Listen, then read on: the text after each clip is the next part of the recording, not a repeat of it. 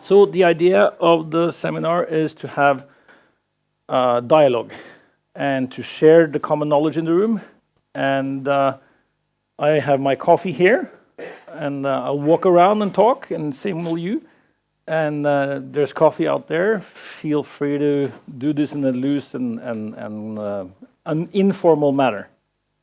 The program has been stretched a bit, and the reason for that is quite funny. You've seen this program. It was also handed out to you out there, where I'm just going to show you a bit further down here that we had a session called KYC and Compliance.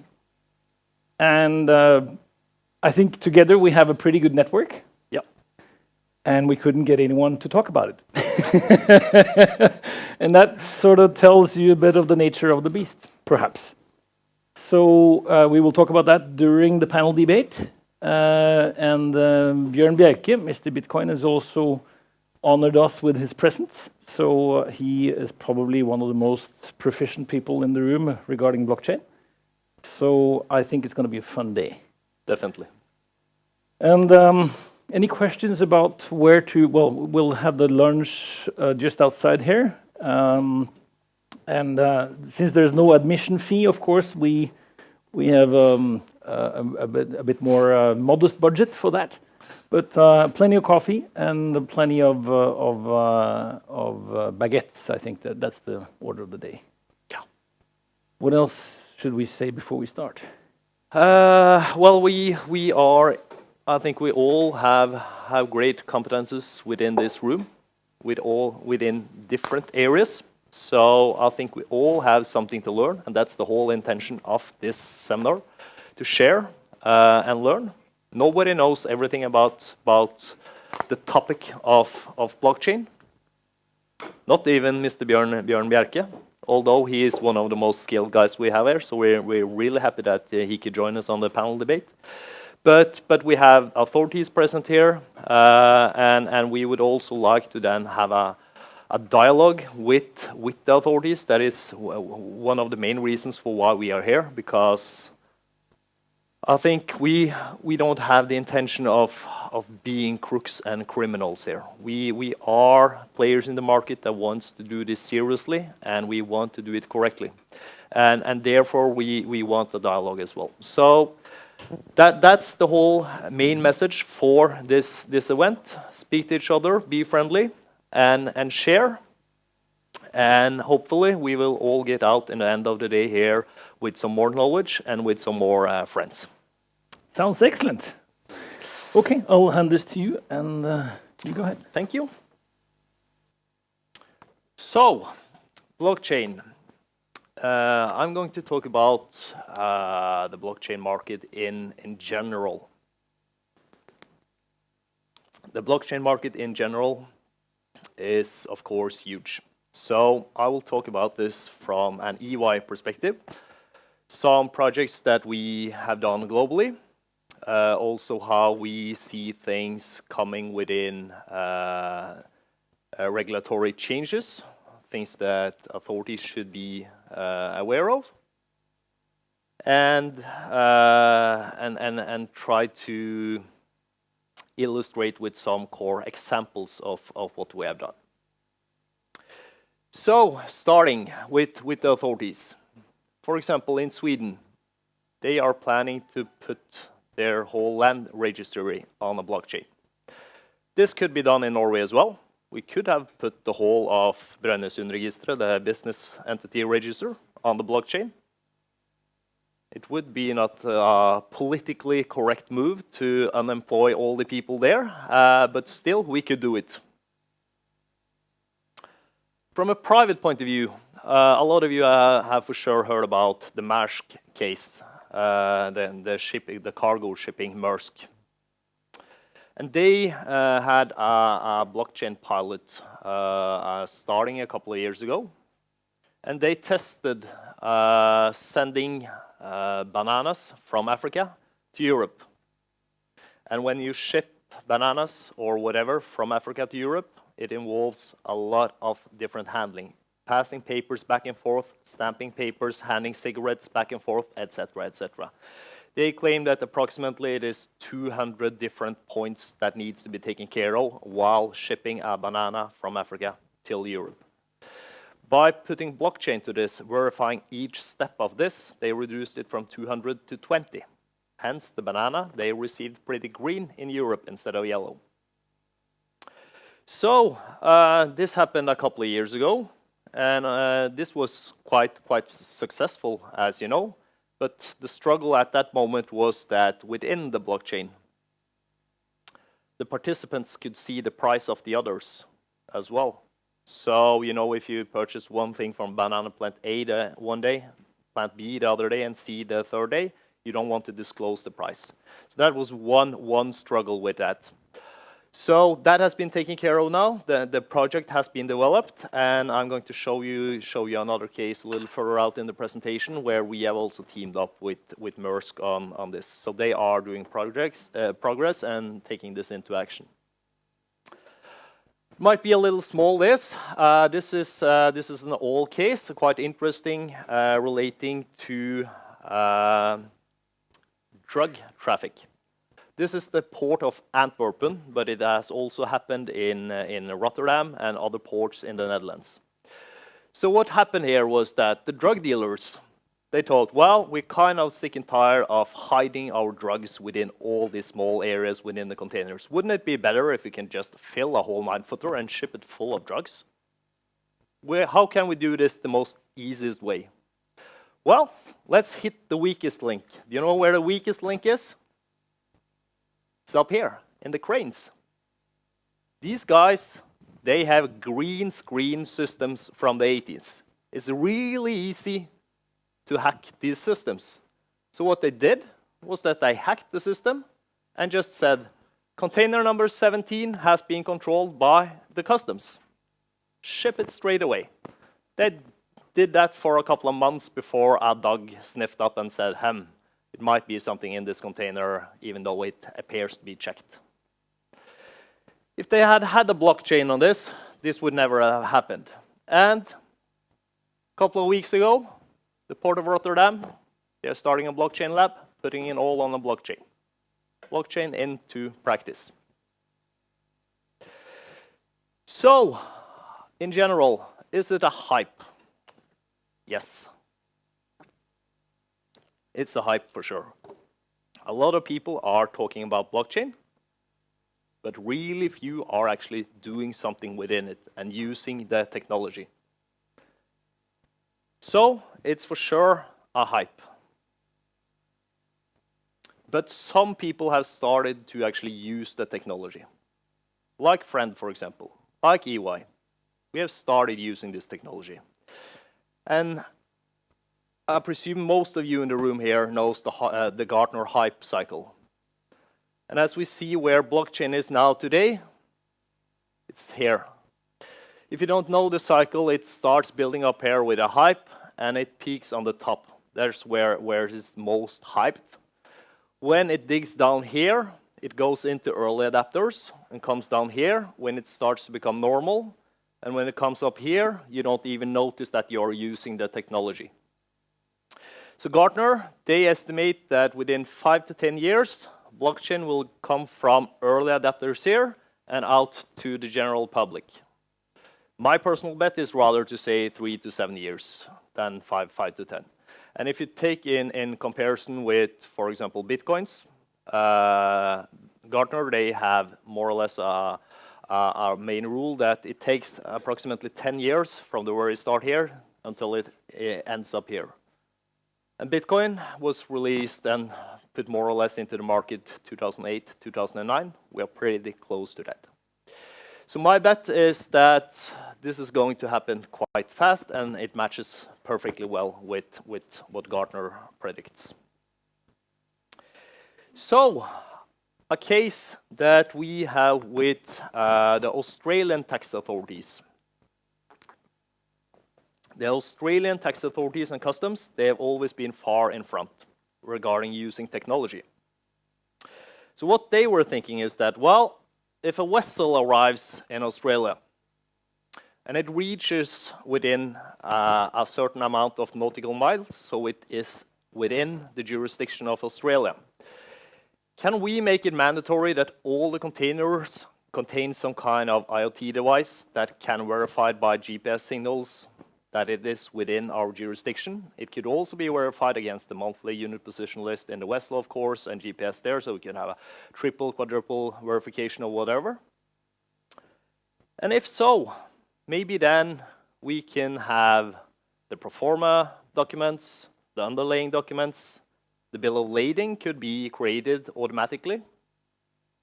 And if we have all of these documents that normally is handed on land after a vessel has arrived, well, maybe then we could also issue the customs declaration automatically. It would be more efficient. And if we have the customs declaration, what are we missing? Well, we are missing the payment.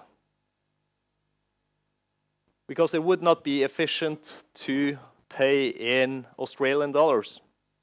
We need some kind of e-currency here. It will probably not be bitcoins, because the Australian governments, they cannot adjust whether or not the Bitcoin is going up or down. So what the authorities are thinking about here is, after putting all of this onto a blockchain and connected together, creating some kind of national cryptocurrency, a VT coin, a tax coin, or a token, so that the businesses can get a refund immediately and also pay their taxes within some kind of national cryptocurrency. So that is what's going on a lot in the world today now. Even though with all the regulation that China has been involved with, they are testing cryptocurrency. Russia, Singapore, Estonia, they are far in front. They have already established the EST coin. That is possible to do. And we are thinking about this in the Nordics as well. Sweden, and also Norway. The National Bank of Norway. We are thinking about this. And in Denmark, they have started talking about e-krone, which is something slightly different. It's not a cryptocurrency, it's rather an electronic form of an ordinary bill, but even though in an electronic way. So I truly believe that that is something that authorities urgently need to look into, and the governments, because they will in some kind of way be forced to use some type of cryptocurrency. Otherwise, the players in the market, they will use some other cryptocurrency that the government cannot regulate. So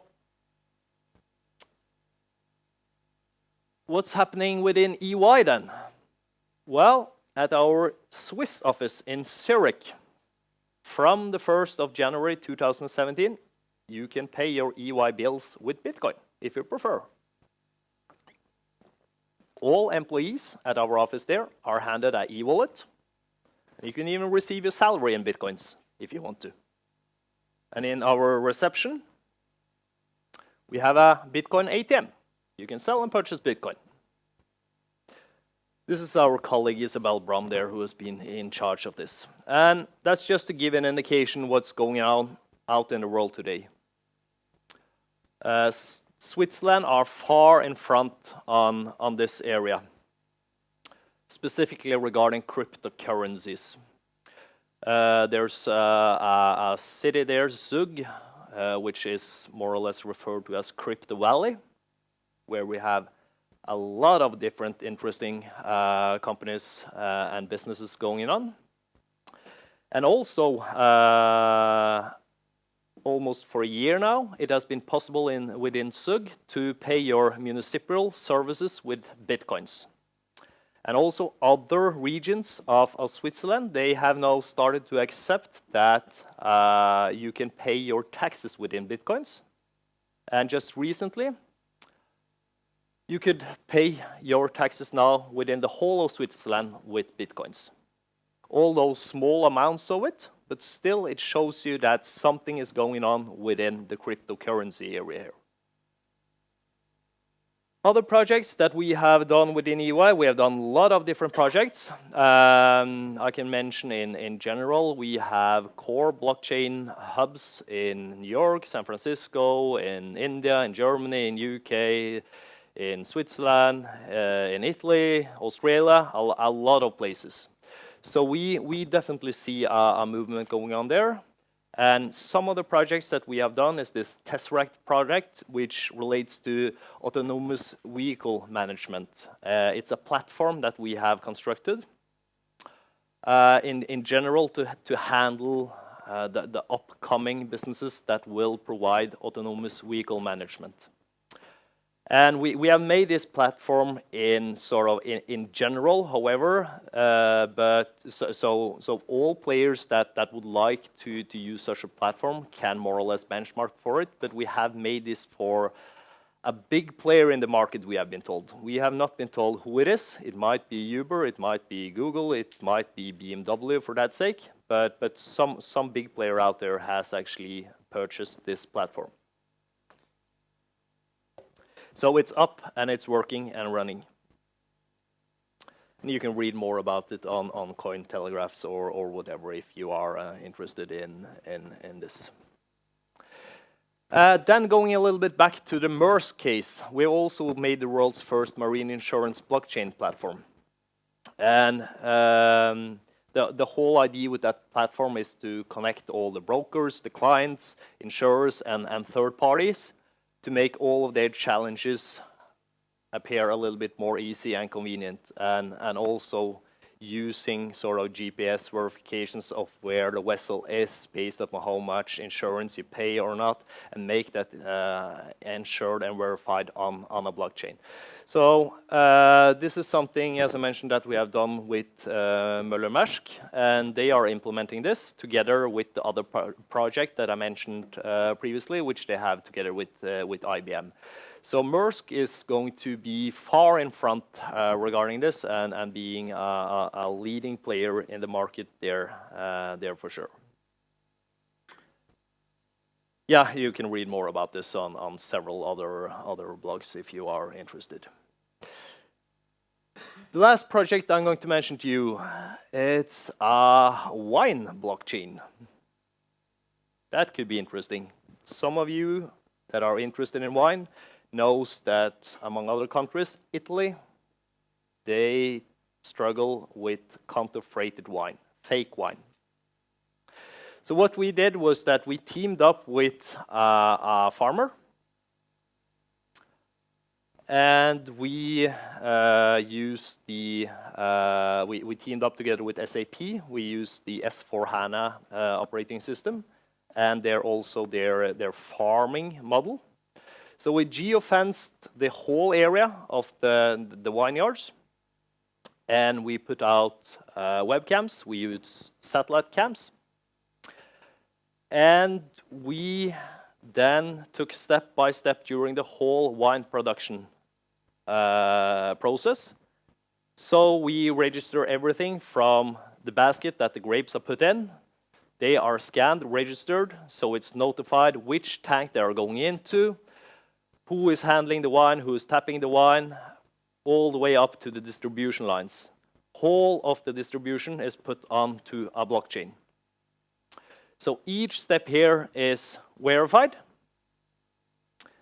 And by that you know exactly what was the temperature actually in the transportation vehicles. What was the temperature when the wholesaler received the wine, etc. So it's easy to track the wine back, and this can also be extended if the wine is sold on an auction, for example. You can also track who has actually owned this wine. So what it ends up here is that we have a QR code on the wine, so you can scan with your phone. This wine is certified by blockchain.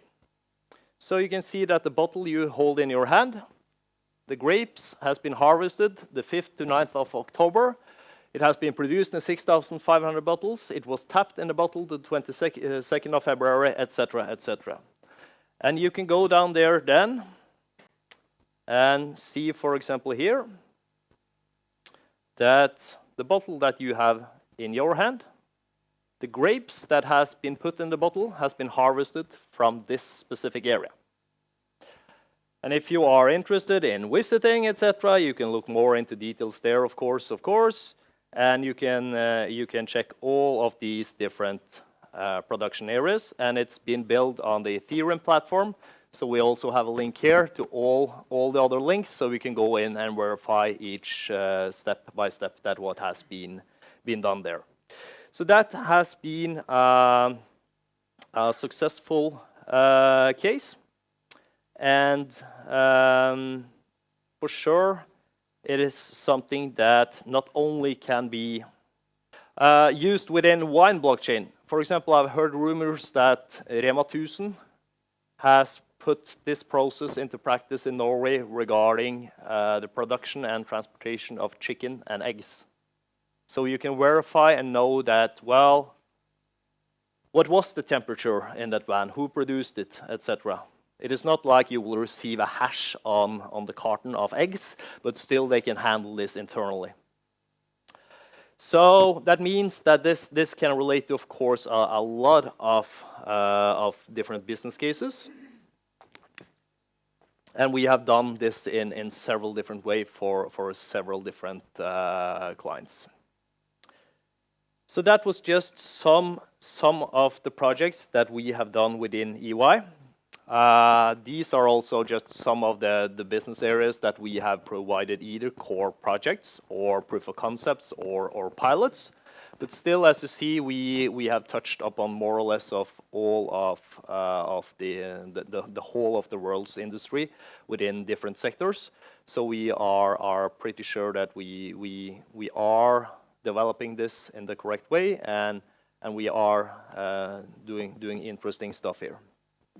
So if some of you are interested in more material on this or whatever, we have a new global blockchain benchmark study together with the University of Cambridge, which is out now, and we have a lot of different white papers in general on the technology, how it will impact on the CFO, on the insurance industry, health industry, etc., and crypto, whatever. So if some of you are interested in one specific area or would like to receive all of them, please feel free to just drop me an email. I'm more than happy to share this with you. For the last slide, any one of you take notice on this digital guy? Yeah. Yes. Who is it? Correct. It's Vinay. And this guy has done a lot of different work within the blockchain area.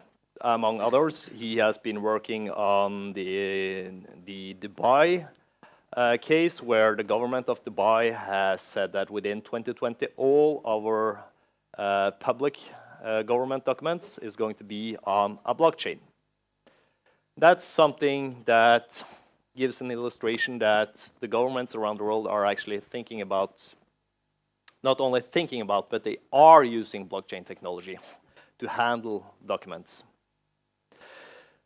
But the thing here is also that Vinay, he said some words that I believe are quite wise, because in this debate, it tends to be that the media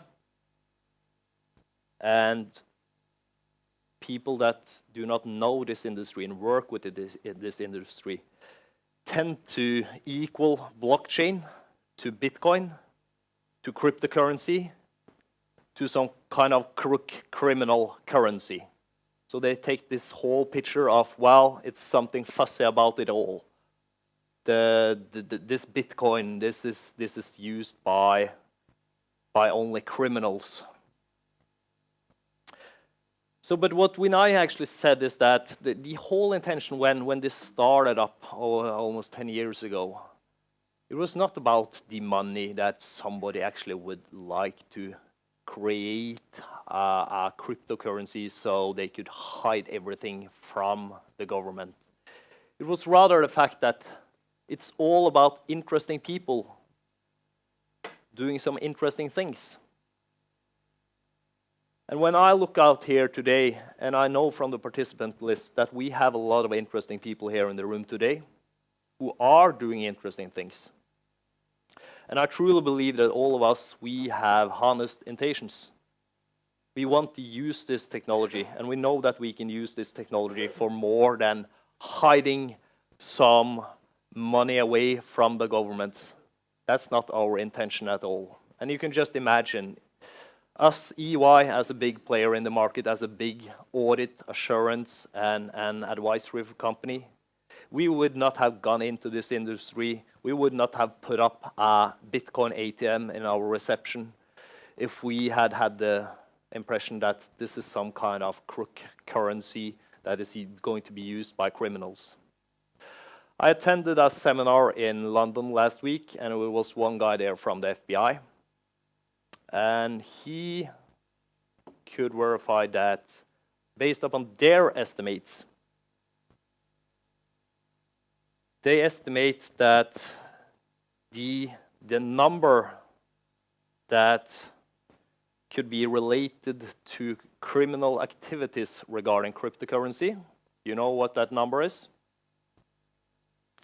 1% of the world's total market. You know what kind of currency that is connected to criminal activity? The number one, it's the US dollar. It's over 90%. This means that all the stuff that we read in the media, that this is only going to be used for criminal activity, that's no truth in that. It's more about understanding the underlying technology and what's there. It is not like I and EY, we see this as, oh my God, this is the thing we are into.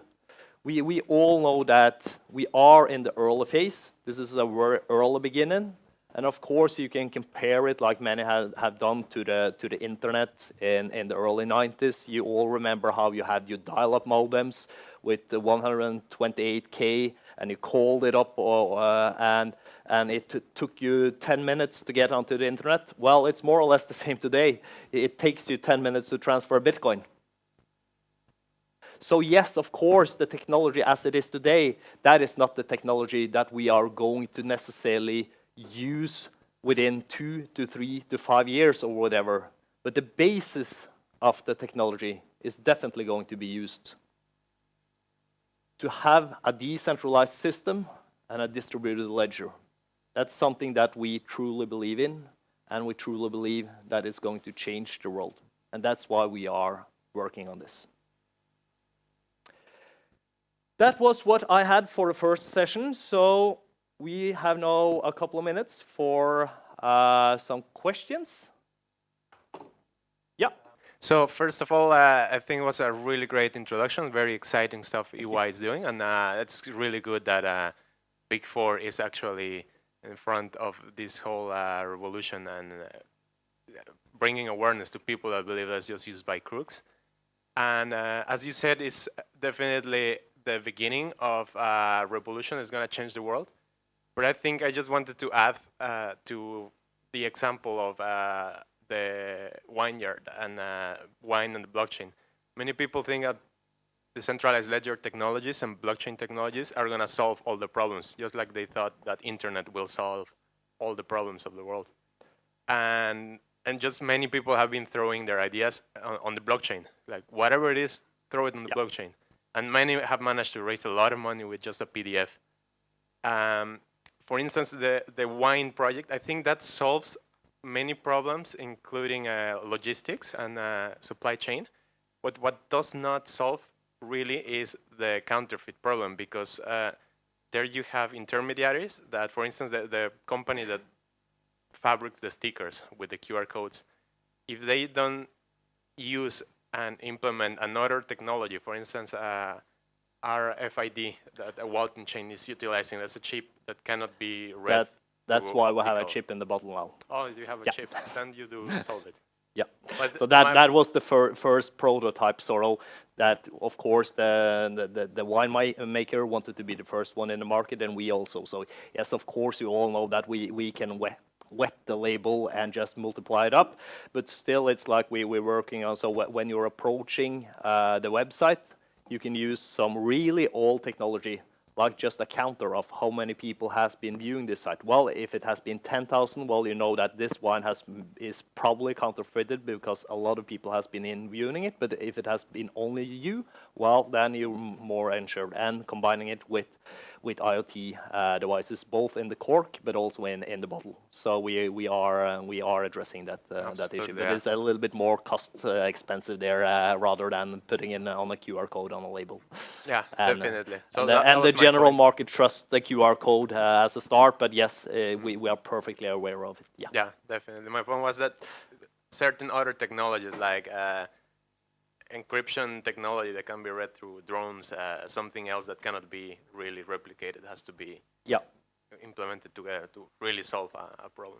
Yeah, and it's a really great question because you're spot on. A lot of players in the market just put it on the blockchain and it will solve everything. Well, it's like what I say to my clients is what you are actually asking for is an internal database. That's what you are asking for. And they're like, no, we want the blockchain. Build a blockchain. Yeah, I can do that. No problem. It will cost you 10 times more, but sure, we can do it. Yeah, we want the blockchain.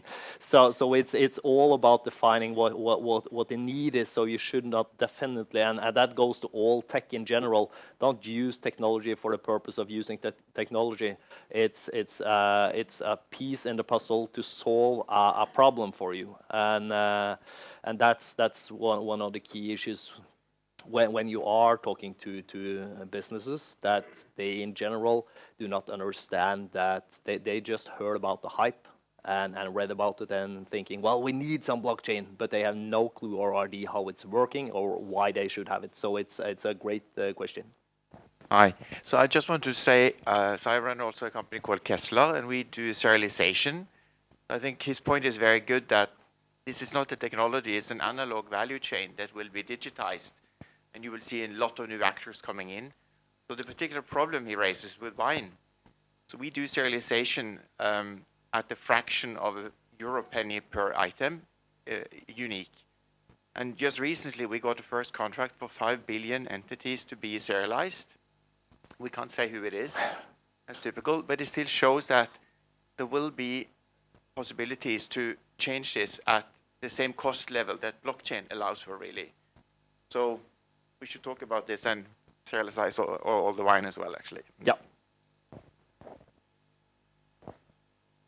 Very good points that you're making. I'm just curious about the white papers that you have that you just showed up on the screen, because we see a lot of reports on projects that initially go onto the blockchain and they reap a lot of benefits from that. But I haven't really seen studies over the sort of the lifetime cost. What happens afterwards? What are the 3-year benefits and challenges when you're deep into a project and you cannot really back out of it? Yeah, you can read more about that in our blockchain benchmarking report. It's over 200 pages. So I'm more than happy to send that to you if you would like to dig into it. So it's a little bit more than just a 4-pager. Yeah. Thank you.